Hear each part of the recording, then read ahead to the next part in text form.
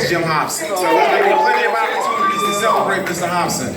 I want to thank you guys for coming out today. I just want to share a quick little story with you. A few weeks ago, Derek, I want you to come up here too real quick. I think it might have been 7 or 8 weeks ago, right before camp started. Mr. Hobson, who loves to send out text messages, email messages, Facebook messages at 5, 6, 7 o'clock in the morning. So he texted me and Derek one morning, kind of early, saying, you know, I need to talk to you right away. No other details. I said, well, Jim, I've got a meeting, you know, what's up? Can you just tell me over the phone? He said, no, I got to see you face to face. So the first thing I thought of was that somebody locked somebody in the park the night before. We were going to have to fire somebody. So when I called Derek and I said, Derek, you know, what does Mr. Hobson say? I don't know. I asked him the same thing. He said he's got to talk to us face to face. So I went to my meeting, came back to Garfield Park, went to Mr. Hobson's office, said, come down to my office, man, so we can talk.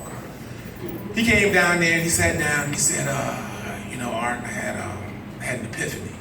Yeah, an epiphany. Yeah, I had an epiphany. It's about 3 o'clock in the morning. I woke up and I said, you know what, this is it, I'm retired. I woke up my wife Nancy and said, Nancy, I'm retired. She said, really? He said, yeah, for real, I'm retired.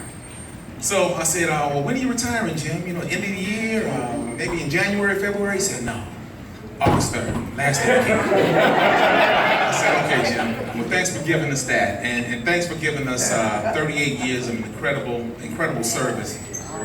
I worked with Jim for somewhere around 20 years. We've been through everything from late night basketball to stopping gang fights to boxing shows to basketball leagues. And one thing I respect most about Jim is Jim did it his way.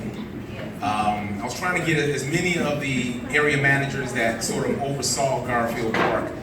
Since I've been at the park, several of them said they were going to come, Michael Scott, Eddie Rasul, and Greg Minifield. But Derek had to be here because Derek was the one sitting in the seat when Jim Hobson walked out the door. And if you know Jim doesn't really have any bosses. Jim doesn't have any bosses. Except Nancy, I don't want to take that back.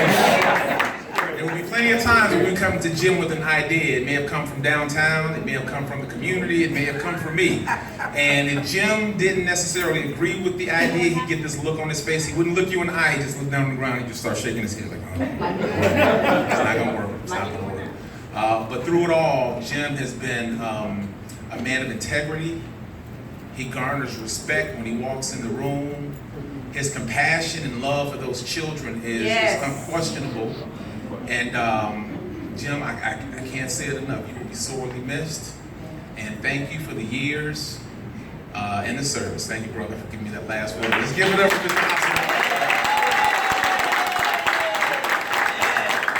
I'm going to pass the mic to Mr. Derek Faulkner, who can share some of his tales with Mr. Hobson.